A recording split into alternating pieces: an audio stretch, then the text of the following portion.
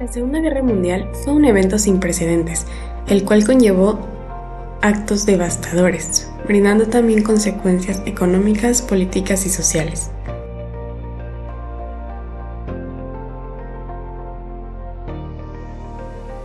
Sin embargo, la etapa que siguió a este acontecimiento mundial, la posguerra, brindó un giro completo a lo que nosotros conocíamos como el mundo.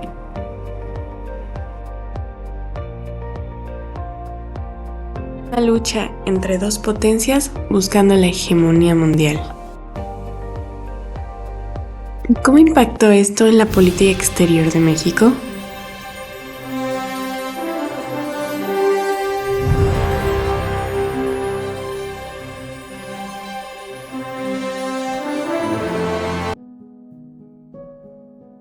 México no tuvo un crecimiento interior por problemas político-económicos. Se centraron en la industrialización acelerada interna. Ellos no buscaban depender de exteriores y toda la búsqueda de apoyo fue nacional. Esto provocó un crecimiento acelerado de ciudades, consecuente a un desplazamiento de mano de obra. El impacto positivo en la economía mexicana se vio a través del sector manufacturero, mismo que, como siempre, no se iba a salvar de la ambición estadounidense. Fue así como se empezó a dar la bienvenida a ciertos capitales extranjeros y se desarrolla una élite empresarial, aumentando así la infraestructura en comunicaciones. Claramente, no todos los sectores fueron desarrollados de la misma manera. Los beneficios fueron para unos cuantos, sin embargo, sí hubo un gran auge en la mediana y la pequeña empresa. Por lo tanto, en la posguerra se reforzó la intervención del Estado en la economía, en el crecimiento industrial y el control de la inflación. Se estabilizó la economía y, consecuentemente, el Producto Interno Bruto. Al llegar Miguel Alemán a la presidencia, México queda bajo la influencia exclusiva de Estados Unidos. Es entonces cuando se obtiene una visión de connotación realista acerca de las relaciones internacionales. Estados Unidos se involucra en los asuntos internos de otras naciones, pero esto ellos lo pintan como parte de establecer una seguridad nacional. El Partido Nacional Revolucionario se convierte en el PRI, y este se vuelve la política dominante durante esas etapas. La corriente anticomunista es el PAN, quienes defienden estar completamente en contra de la izquierda. Podemos observar cómo México reconfigura su estructura política y también fortalece su estructura económica. Asimismo, promueve la cooperación con Estados Unidos. Truman, el presidente de Estados Unidos, inicia a hacer diversas iniciativas también. Rompe relaciones con Moscú, ejerce la doctrina Truman como una lucha en defensa de las naciones más libres del mundo. Miguel Alemán decide visitar Washington para sentar una nueva base de relación bilateral entre México y Estados Unidos, propiciando así la modernización de las inversiones. Es entonces cuando Truman le presta a México $50 millones para poder estabilizarlos un poco.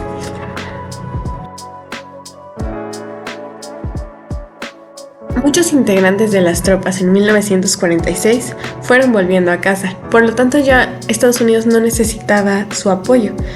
Se dejaron de contratar y la mayoría se quedó varado en la zona fronteriza. A pesar de los intentos que hizo Miguel Alemán de establecer acuerdos, ese de plano no pudo ser posible. Fue entonces cuando Texas empezó a abrir las puertas de la frontera y dejaban entrar trabajadores indocumentados cuando era necesario realizar alguna cosecha. Este método laboral era más fácil tanto para los agricultores como para los trabajadores, así que ellos se mantenían al margen de la ley y no les importaba soportar malos tratos o abusos.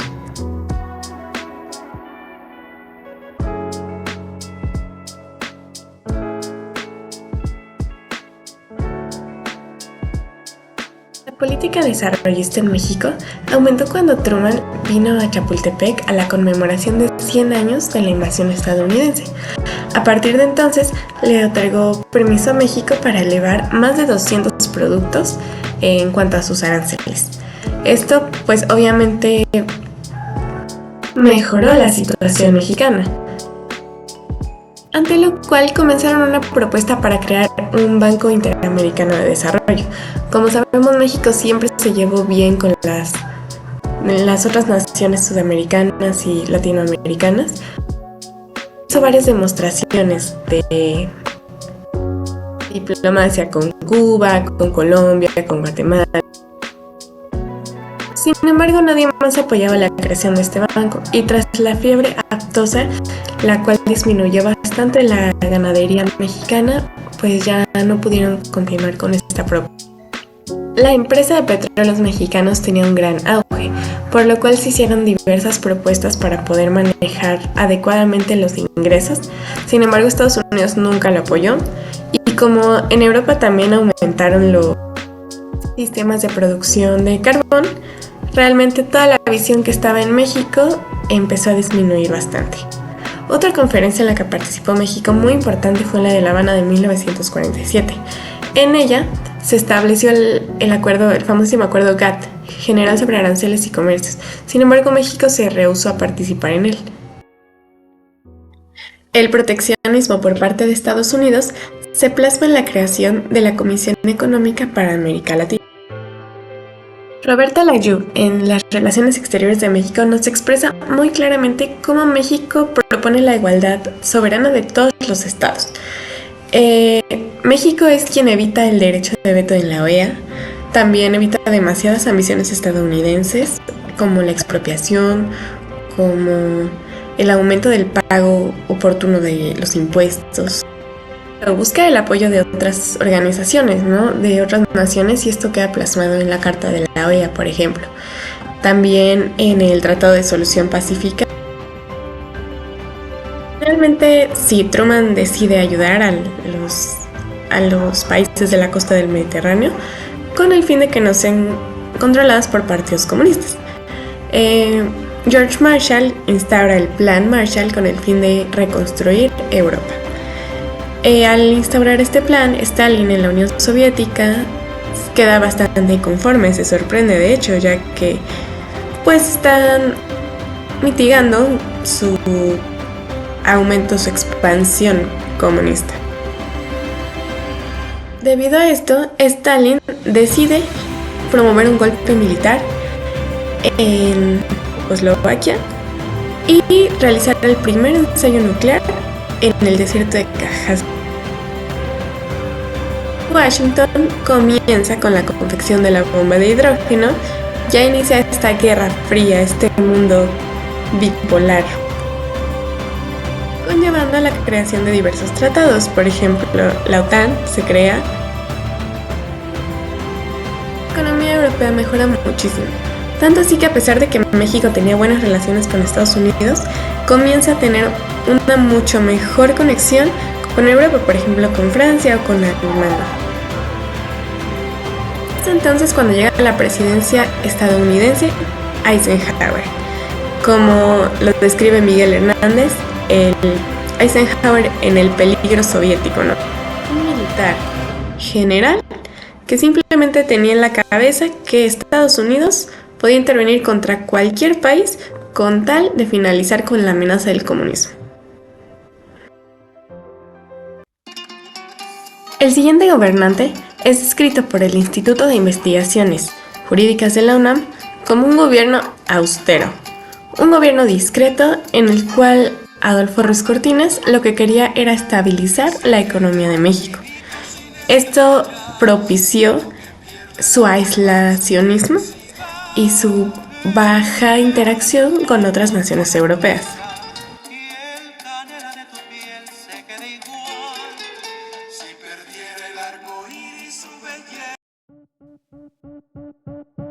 En el ámbito internacional siguen surgiendo otros tipos de acontecimientos. Hablamos de un recrudecimiento de la Guerra Fría, cuestiones como la primavera guatemalteca o la crisis de Hungría y Suez. Por lo tanto, Eisenhower intenta estabilizar esta economía. Después de la guerra de Corea, después de la inflación, alienta la exportación de materias primas y las inversiones naturales extranjeras también. Reduce el gasto público y pues posteriormente la recuperación de la fase de la posguerra va siendo paulatina, va siendo estable, va siendo continua. Se establecen vínculos de México con Indonesia, con las Islas Filipinas. López Mateos continuó con la política de neutralidad. Sin embargo, estableció fuertes alianzas con diversos países. Por eso algunas personas lo conocen como López Paseos.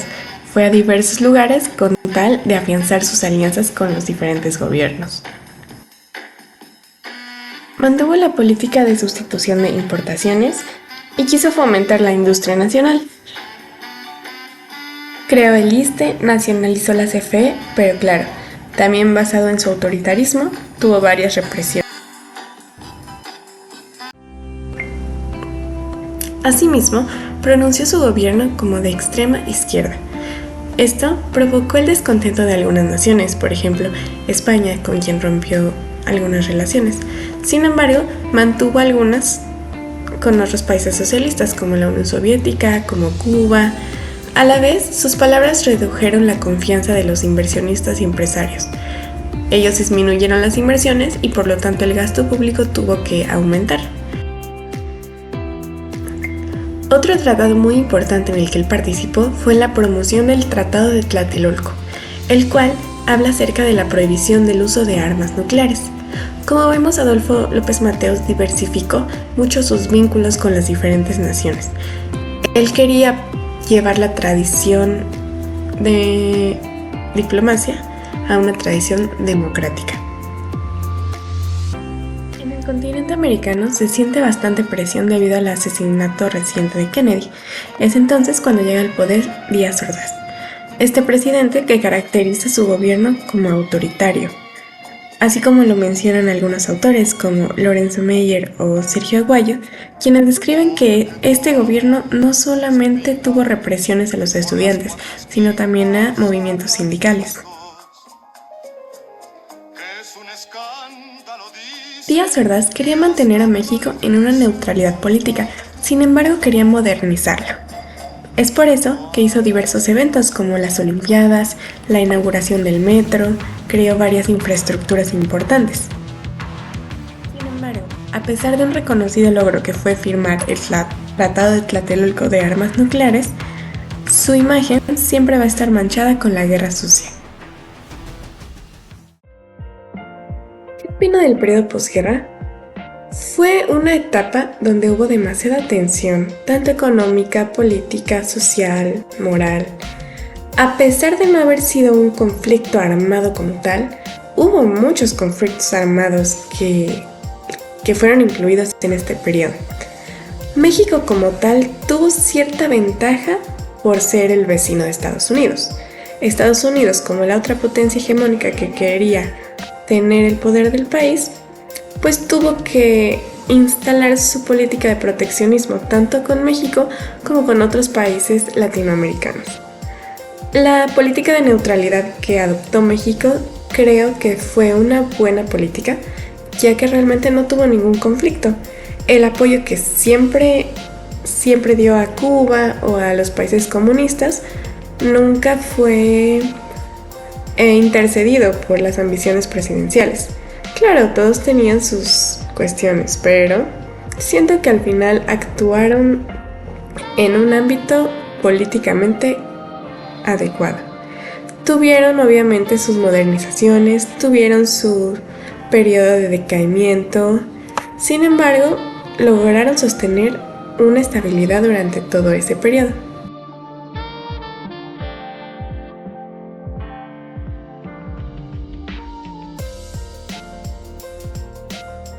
Agradezco mucho su atención, aquí continuaremos informados e informando.